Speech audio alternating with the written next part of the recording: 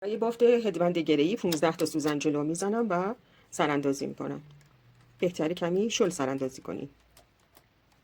2 رج ساده میبافم. حالا پیچ کیسی رو میزنم. کارت شماره 3 رو گذاشتم تو ماشین. پیچ کیسی زده. 1 رج میبافم. سوزن‌ها تقسیم شده. حالا 2 دکمه تاک رو میزنم و با این کار 44 رج میبافم.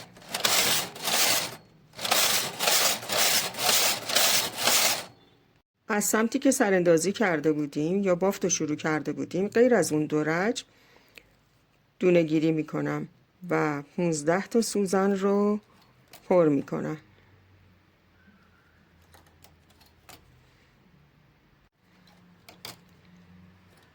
اینجا یه وزنه میتونید بذارید.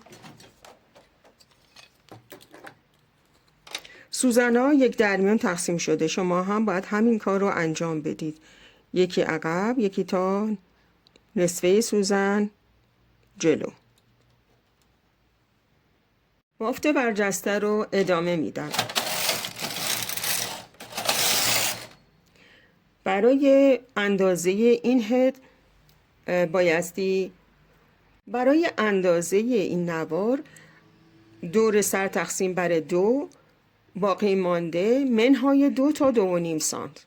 بعد از وصل رج شما رو صفر کردم و 98 رج بافتم. دونه ها رو عقب میدم و شروع میکنم کور کردن. برای تیکه دیگه باز این قسمت رو 44 رج رو بافتم. قبل از اینکه وصل کنم به بالا از حلقه تیکه اول رد میکنم.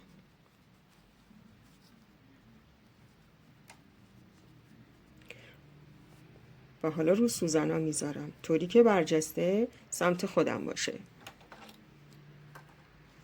سوزنای سمت دیگر رو در حالت تقسیم مانند سمت راست قرار دادم و با همون تعداد رج هایی که تیکه اول رو بافتم به بافتم ادامه میدم. قبلش رج شما رو صفر میکنم.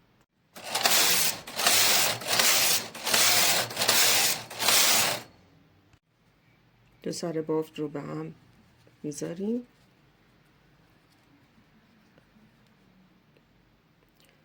و میدوزیم.